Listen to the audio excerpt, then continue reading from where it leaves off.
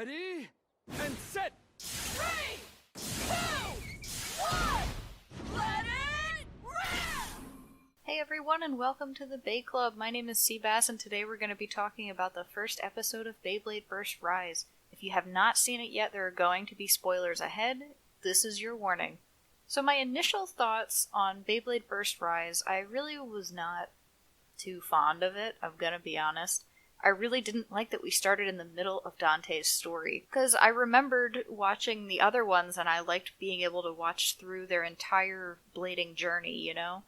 But I wanted to give it a chance, and I went back and rewatched the beginning of Season 1, and my god, after watching just regular Beyblade Burst, Evolution, Turbo, and then the beginning of Rise, going back and seeing just like how slow the beginning of the journey is, it's awful. It's so bad. It's so hard to watch because there's so many basic things that you and I both know, but like the bladers themselves haven't figured out yet, or they don't know. And after going back and watching the beginning of Burst over again, I am now on board with starting in the middle of Dante's story.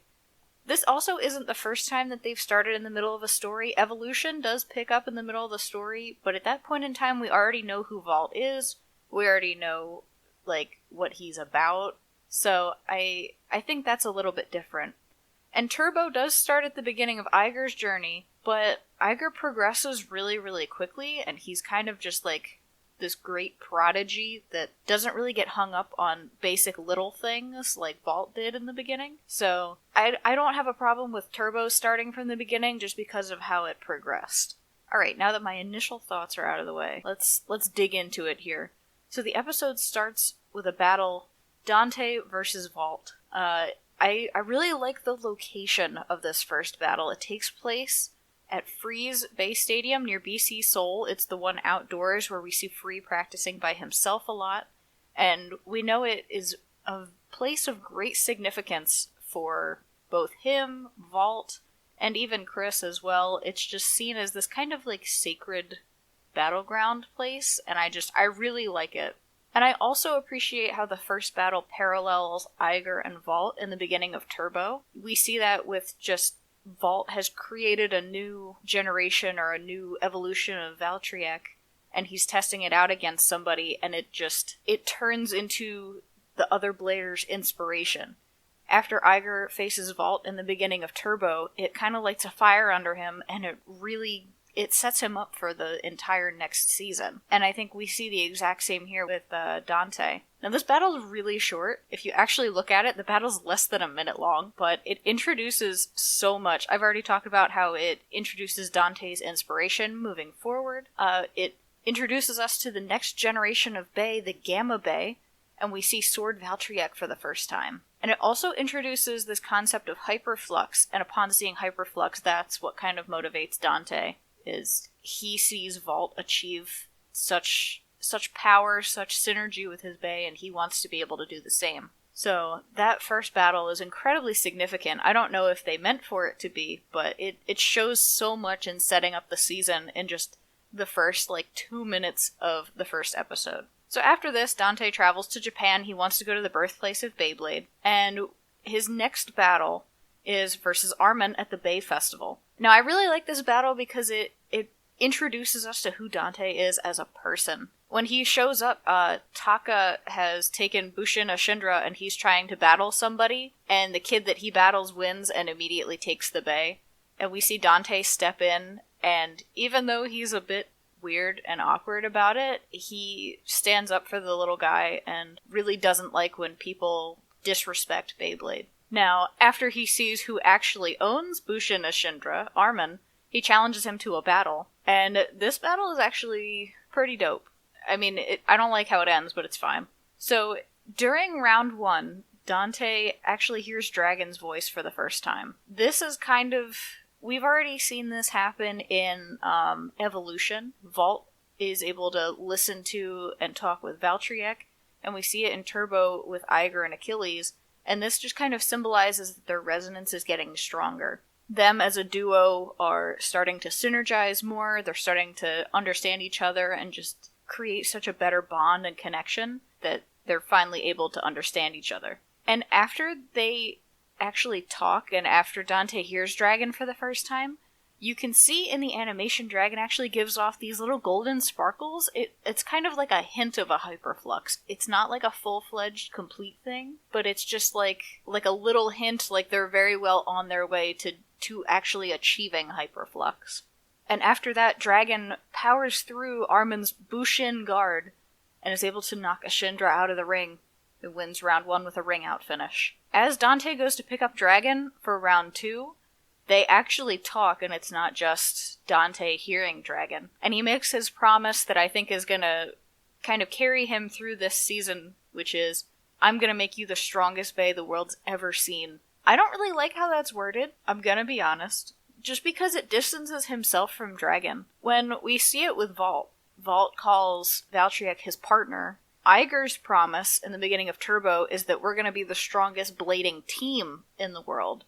But Dante is just focused on Dragon, not so much himself. I don't know. I really don't like the wording of, I'm gonna make you the strongest Bey the world's ever seen. And during this battle, so the battle ends with Ashindra's Hurricane Defense deflecting Dragon into the wall, and Dragon kind of bursts itself. I do like how this battle ends. I think I said before I didn't, but it's kind of funny, because Dante really thinks he's getting somewhere, and he's just all brute strength all the time. And he just tries to brute strength it, and Ashindra just deflects Dragon straight into the wall, and it uses its power to blow itself up. So, I think this also gets the gears turning in Dante's head, like, maybe I can't just brute force my way through this every time. So after this, Dante connects with his uncle, and his uncle takes him back to the hideout, the Victories HQ, where Dante's very surprised to see Armin again. And after losing, he is incredibly eager to battle, but everybody else at the hideout really doesn't have any faith in Dante at this point. They watched him lose once, and everyone's just kind of over it. Armin even says battling you again would be pointless, but after seeing the first battle, I mean, I can't blame them. Dante really presents a lot of amateur tendencies. We saw in a flashback with him and Delta when he had first created Ace Dragon. He struggles to land a launch sometimes. During the first battle, he blurts out his strategies, and he's only now starting to actually talk with Dragon and just starting to resonate. So, in all honesty, I really cannot blame them for having no faith in him, because he has not really shown any reason as to why they would have faith in him. The only person who has any faith is Tango, which I think it's because he's a really good Bey trainer and he can see the potential in him, but I think he also recognizes that Dante has a lot to learn.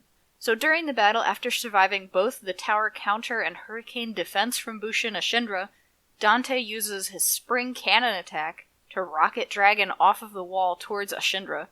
And we see those golden sparkles again, that little hint of a hyperflux. It's like a lesser version of a hyperflux. And that's what really catches Tango's attention. Now, after that, Dragon does claim a burst victory over Ashindra, and that's where the episode ends. So I think it's interesting that Tango did have some faith in him, and Dante actually proved why anybody should have faith in him, really. And I'm glad the episode ended with him getting, not revenge, but, Armin took a match, Dante took a match. I'm glad that it ended there. Now, my final thoughts on the episode. Dante needs a lot of work. He reminds me very much of Season 1 Vault. Season 1 Vault thinks he's so great. He thinks he's awesome. But he messes up with these little amateur tendencies that I talked about earlier, like not being able to land a launch, and just little technical things like that. And I liked the connection that I made where he thinks he's good, but he's very unreliable. Because you can see in some of these battles, he has, sometimes his resonance is so great and so powerful that it can just absolutely obliterate the opponent. And other times, he bursts on a wall. He really needs to get himself under control and just get more consistent. I will say that's one thing that I liked in Evolution about Silas Carlisle. He was good and he was consistent. every time he went in the ring, you knew what to expect out of him. But with Vault then and Dante now, you literally have no idea what's going to happen when they go in the ring. Are they going to play like total garbage? Or are they going to play like the best blader you've ever seen? More of my final thoughts. I am very glad to see that there's another active female blader with Ichika as a member of the Victories. I don't believe we see an active female Beyblader in Turbo, so correct me if I'm wrong, but I think Ichika is the first female Beyblader since Evolution. In Evolution, we see Shasa and Honey, the sisters who are on BC Soul, and we do see Christina Kuroda in some flashbacks blading and battling against Free. She's now the director of the WBBA, which is kinda whack, but it's fine. And my last thought on this as a whole is, I'm just worried the season's gonna feel rushed.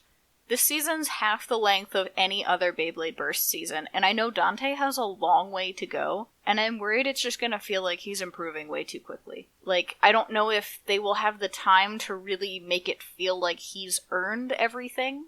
Like, I don't know. I'm concerned, is he gonna progress too quickly for what I think he should be capable of? Alright, and those are all of my thoughts on the first episode of Beyblade Burst Rise. I am going to continue to do this for every episode, and I might even make little, I guess, additional versions that are not necessarily focused on an episode, but some that are focused on just an idea or topic, because I have a couple of those in mind. But that is all for this episode of the BeyClub. Thank you guys so much for listening.